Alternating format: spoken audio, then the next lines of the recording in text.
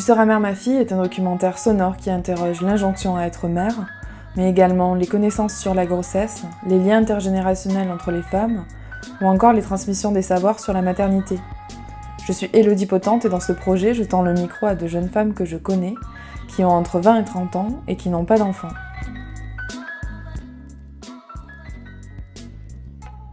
Être mère. On nous le présente comme un accomplissement, une logique, une ligne tracée qui fera de nous des femmes. On nous façonne à éprouver ce désir, à le mettre dans un coin de nos têtes comme un projet de vie, un rêve à accomplir. Et moi dans tout ça, je suis perdue. Car plus j'y réfléchis, plus je me demande si je veux être mère parce que j'en ai l'envie ou parce que la société m'a nourrie de l'illusion de cette envie. Par exemple, quand on me dit « Tu verras quand tu deviendras maman », j'aimerais qu'on y rajoute le « si ». Tu verras si tu deviens maman. En fait, j'aimerais surtout qu'on prétende au moins que j'ai le choix. Est-ce que cela ne vous paraît pas complètement dingue qu'on décide à l'avance de notre envie de maternité ou non ? Parce que moi, ça me paraît fou qu'on présume que je veuille un enfant pour la simple et bonne raison que je suis une femme. Afin de mieux comprendre ces questions, je me suis dit que le mieux, c'était encore de les poser à des femmes de mon entourage, sans enfant. Pour cette première partie de « Tu seras mère ma fille », j'ai interrogé Alice, Sirima, Amandine, Eulalie et Lorraine. Ce sont des femmes que je connais, parfois avec qui j'ai grandi, et j'avais envie d'une conversation honnête avec elles sur ces problématiques qui me semblent importantes dans un contexte de libération de la parole des femmes. Je leur ai posé des questions sur la maternité, leur désir ou non d'enfant, et leurs réflexions sur cette société dans laquelle nous avons évolué.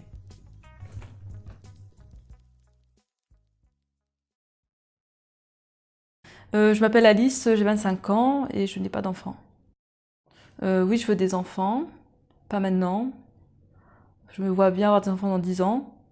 Il n'y a rien qui pourra me faire changer d'avis. Ma mère m'a toujours dit, depuis que je suis toute petite, que j'aurais des enfants et que l'avenir, c'est les enfants et que, voilà, moi, je me suis construite à partir de ça. Et puis, j'aime les enfants, puisque j'ai envie de travailler là-dedans. Donc, pour moi, c'est logique que j'ai des enfants.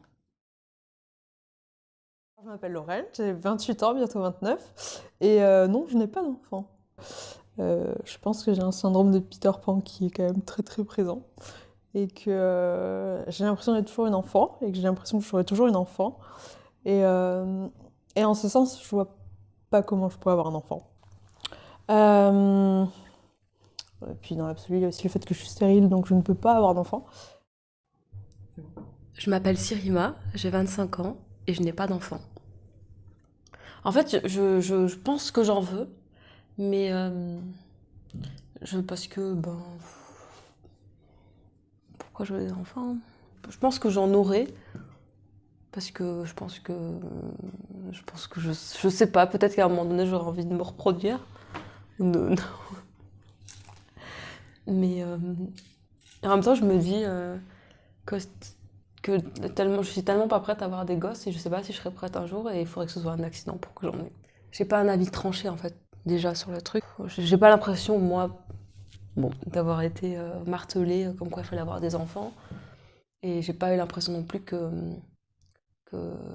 j'ai pas la conviction que j'en veux pas, tu vois. Je pense que ça, c'est un truc qu'on sent, peut-être depuis un moment, quoi. Je pense que depuis très tôt, je sais que je suis pas faite pour être mère, en fait. Après, ça s'est vraiment conscientisé avec l'âge et tout ça, mais non, tu vois, enfin, même quand justement j'ai eu le diagnostic pour mon endométriose et qu'on m'a dit que il y avait aussi cette question d'infertilité, qu'il y avait 7 chances sur 10 que je sois infertile.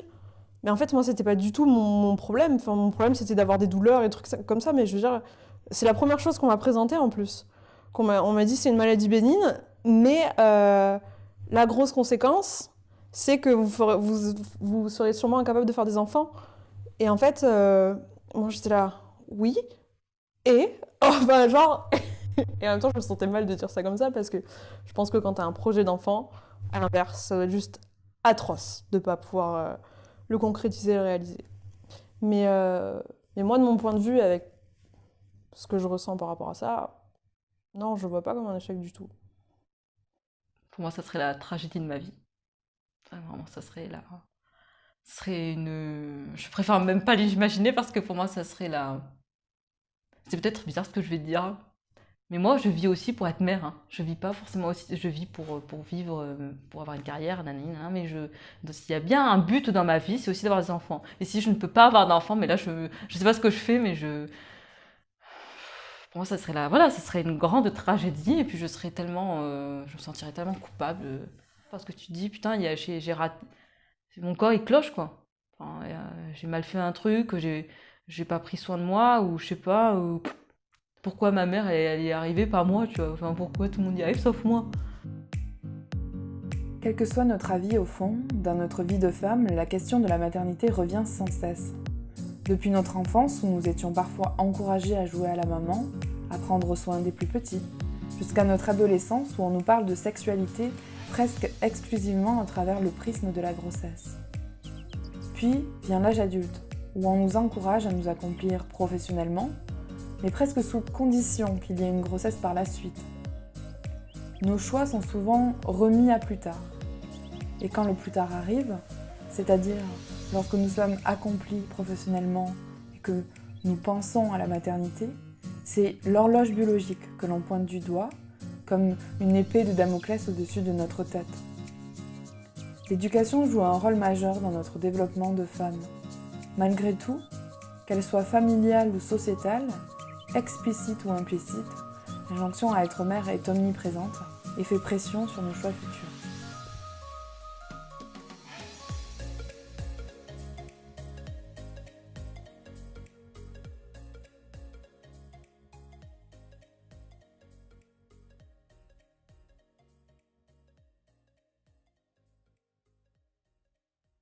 Je m'appelle Amandine, j'ai 25 ans et je suis en couple. Oui, je veux des enfants. Pourquoi? J'en ai toujours voulu, donc je ne connais pas la raison. Je veux une grande famille. C'est vraiment viscéral et c'est depuis toujours, vraiment, c'est le truc de ma vie, c'est le but de ma vie de femme, je ne sais pas pourquoi. Je m'appelle Eulalie, j'ai 24 ans et je suis célibataire.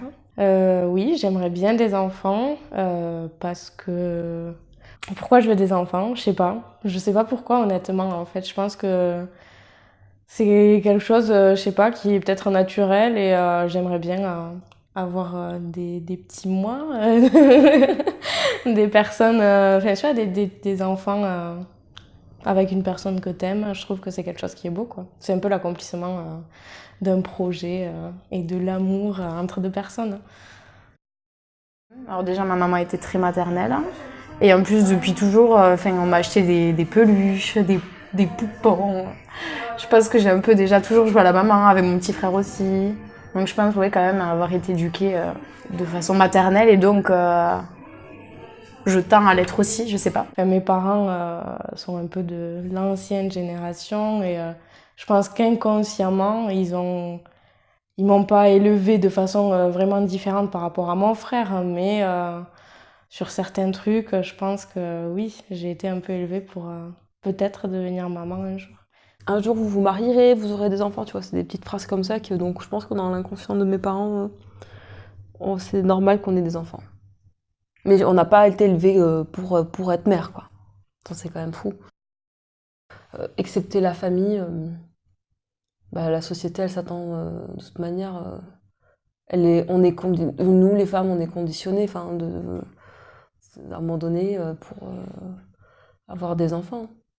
Je sais pas trop comment. Je réfléchis. C'est une question intéressante, ça. Dans ma famille, malgré le fait que j'ai des grands-parents qui soient très catholiques et que la génération de ma mère, donc et ses frères et sœurs, ont été élevés dans ce truc-là de faire des enfants, de tout ça. Et j'ai ma tante qui a fait le choix de ne pas avoir d'enfants. Une de mes cousines qui a fait le choix de ne pas avoir d'enfants. Enfin, j'ai des modèles dans ma famille de femmes qui n'ont pas eu d'enfants, pas parce qu'elles ne pouvaient pas, mais parce qu'elles ne voulaient pas. Et je pense que de fait, ça m'a aussi laissé cette option-là de pouvoir me poser la question de si moi j'en voulais ou pas. Et voilà. Je pense pas qu'on m'a élevée pour être mère, mais je pense que le désir d'être mère vient En fait, vient petit à petit et vient par ce que ma mère m'a appris et elle me l'a toujours dit en fait. Si je veux être mère, c'est parce que ma mère m'a toujours dit dès mon plus jeune âge, tu seras mariée et tu auras des enfants en fait. Il y a un modèle quand même qui reste, qui perdure. Voilà, 25 ans, 25 ans, 26 ans, t'as fini tes études. La logique des choses, c'est à 30 ans, t'as des gosses, quoi. Et Oui, bah, c'est revenu quand ma sœur a eu des enfants, en fait, tout simplement. La première, bon, j'avais 19 ans, j'étais quand même jeune, mais il y a quand même eu le truc de se dire et toi, c'est pour quand? Et avec mon neveu, ça a été pire, parce que mon neveu, il a 6 ans maintenant, donc j'avais 23 ans. Ouais. Et là, ma sœur venait d'accoucher, était limite en train de raconter les détails horribles de son accouchement. Et elle me dit, bon, je te le dis pas parce que tu verras quand ça t'arrivera, quoi. Et je dis là, en fait, tu sais pas si ça va m'arriver. Et il y a eu plusieurs perches qui ont été, enfin, plusieurs blagues qui sont revenues sur le sujet. Ma mère m'a jamais mis la pression là-dessus. Enfin, on n'en a jamais vraiment parlé, mais voilà, enfin, elle m'a jamais dit, bon alors, c'est pour quand? Mon neveu m'a mis la pression une fois, ça c'était rigolo. Je sais pas, on marchait tous les deux et tout, et puis il me dit, mais est-ce que toi t'as trouvé un mari déjà? Et j'ai dit, non, je suis pas mariée.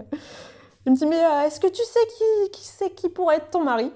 Je dis, non, je sais pas, enfin voilà. Et il me dit, parce que bon, quand même, nous on n'a pas de cousins, on aimerait bien avoir des cousins, donc il faudrait que tu fasses un bébé maintenant. Et genre pendant toute la semaine, c'était un truc récurrent. Genre, il se mettait sur mon ventre et tout, il me disait, mais si, mais on pourrait mettre un bébé là-dedans et tout. Enfin, il était trop drôle, mais c'était assez fou qu'un petit bonhomme de 5 ans me parle de ça, quoi. Une pression, non. Une pression, c'est un mot un peu fort. Enfin, moi, ça m'est pas arrivé. Mais il y a toujours, t'as 24 ans, bientôt 25 ans, les petites remarques qui commencent à arriver de certaines personnes, de la famille ou pas, par rapport ah, et alors, quand est-ce que tu auras des enfants? C'est pour bientôt les enfants? Des choses comme ça, quoi. Une femme, on dirait que c'est fait pour être mère, quoi. Et en plus, on n'arrête pas de te le rabâcher, et surtout sur les réseaux sociaux. Regardez comme mon ventre, il nanani, là, oh là là, c'est bon, quoi, enfin, stop, non. Non, moi, ça m'énerve, ça me... Et en plus, ça te fout une pression, quoi.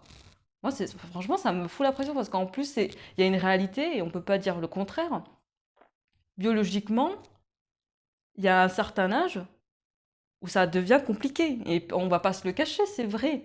C'est un fait. Je veux dire, à partir de 40-45 ans, tu peux toujours avoir des enfants, mais il y a un risque quand même que ça devienne un peu compliqué. Voilà. On part dans l'idée qu'on va avoir des enfants beaux et jolis et intelligents. Hein. Voilà. Mais ouais, non, c'est une pression, c'est un truc de fou.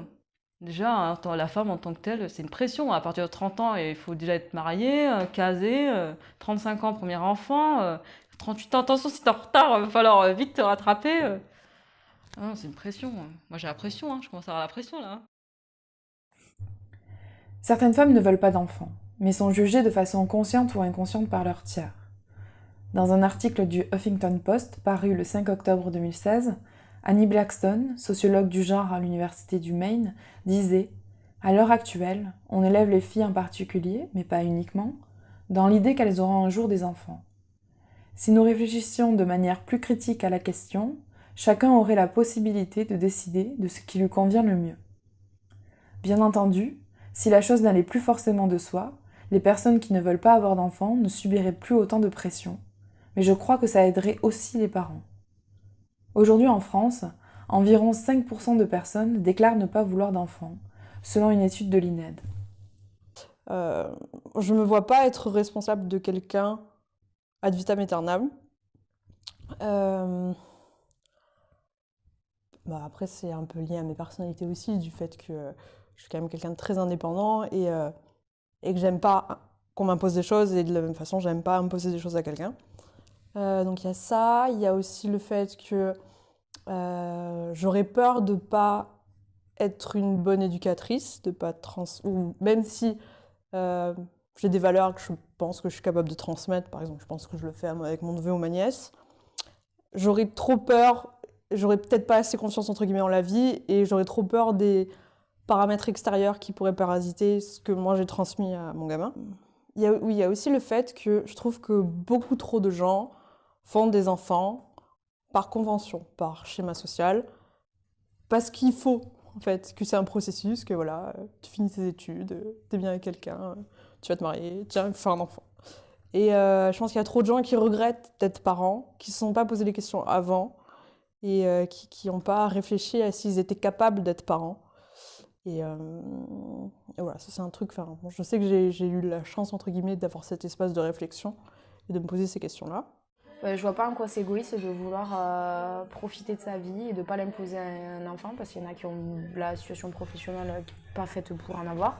Il y en a qui ont une situation familiale qui fait que ça les a dégoûté de la maternité ou tout simplement pas donné envie.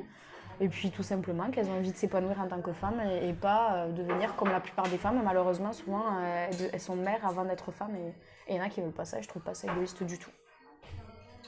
Je trouve ça plus égoïste de faire un enfant alors qu'on peut pas l'assumer et qu'au final ça nous convient pas comme situation et de le lui faire payer parce qu'on n'est pas heureuse, plutôt que ne pas en vouloir.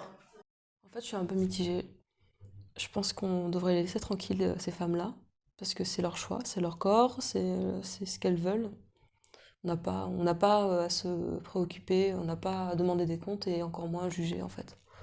Et en même temps, moi, je me dis, ce qui est complètement con, puisqu'en plus, moi, je suis même pas sûre de vouloir des enfants, enfin, d'avoir des enfants un jour, je me dis, quand même, c'est dommage, parce que je pense à un vieux modèle où toutes les femmes ont des enfants, tu vois. Mais c'est pas c'est peut-être la première pensée qui me vient, et après je me dis, en fait, elles font ce qu'elles veulent, enfin, il faut pas mettre de pression, il faut pas, ça sert à rien. Au début, tu vois, avant je comprenais pas. Sincèrement, je te dis, il y a 3 ans, je comprenais pas. Je me disais, putain, mais. Je me disais obligatoirement, ça vient d'un mal-être, tu vois. Tu vois le truc, ou alors c'est parce que il y a une situation qu'elles ont mal vécu dans leur vie qui fait qu'elles veulent pas d'enfants. Mais au final, maintenant, je n'ai pas du tout le même regard. Je me dis que, voilà, elles veulent pas d'enfants, c'est comme ça. Tu le sens ou tu le sens pas. C'est comme ça. Je pense qu'il n'y a pas à débattre sur ça. Et je pense que la personne qui veut pas d'enfant ne veut pas débattre aussi sur ça. C'est que si elle se sent pas d'être parent et qu'elle n'a pas le besoin d'être parent, c'est non. Et l'égoïsme, en fait, oui, je sais pas si c'est égoïste. Je pense que c'est un choix. Et puis en plus, avec la surpopulation, c'est vrai, mais ça se pose quoi. Ça se pose la question. Est-ce que c'est pas aussi égoïste de faire un gamin? Non, mais c'est vrai. Quand tu fais un gamin. Tu le penses d'abord, tu te fais un peu plaisir pour toi, tu vois. Bon, punaise, je sens que ça va choquer. Mais c'est aussi pour toi, c'est aussi pour. Parce que tu veux des gamins, t'en as toujours voulu, ou parce que t'as envie aussi dans ton couple, à un moment donné, avec ta partenaire, d'avancer, de fonder une famille, ce que je comprends. Mais bon, c'est aussi pour. Voilà, voilà, est-ce que c'est pas aussi égoïste? Enfin, dans les deux sens. Enfin, ton gamin, tu le fais pour toi, tu le fais pas pour ton voisin. Tiens, la voisine du côté là, elle est vieille fille. Elle est vieille, entre guillemets, tu vois, je la vois pas. Ou alors peut-être qu'elle a un compagnon, tu vois, je sais pas, ou je la connais pas, mais elle est toute seule avec son chien. Donc l'histoire de la vieille fille, ça craint, quoi. Tu vois, c'est triste. On s'imagine toujours que les femmes vont finir avec quelqu'un. Je pense qu'en fait, la vérité profonde de tout vient de l'âge, du corps de la femme et de l'âge de la femme, et puis de ce qu'on a, de l'histoire aussi. Parce qu'au Moyen-Âge, à 10 ans, ou 12 ans, à 14 ans, elles étaient déjà enceintes, les gamines. Dans son étude Regretting Motherhood, a Sociopolitical Analysis, la sociologue Orna Donat met en lumière une parole presque inaudible, celle de femmes qui regrettent d'être devenues mamans. Menée d'abord en Israël, puis traduite dans le monde entier, l'étude parue en 2015 a fait l'effet d'un séisme. La sociologue a d'ailleurs recueilli de nombreux témoignages venant d'autres pays, dont la France. Un article de Libération du 10 juillet 2016 analysait cette étude et ce qu'elle avait provoqué alors dans le monde. La sociologue y disait que la maternité était vue comme un royaume sacré, au-dessus du monde humain du regret. Cette étude a libéré une parole jusqu'alors tue, la grossesse étant socialement vue comme quelque chose de merveilleux. Or, nous ne sommes pas toutes faites pour la maternité. Même si la contraception a permis aux femmes de s'émanciper et de contrôler leur grossesse et leur sexualité, la société enferme encore la définition de femme avec celle de mère.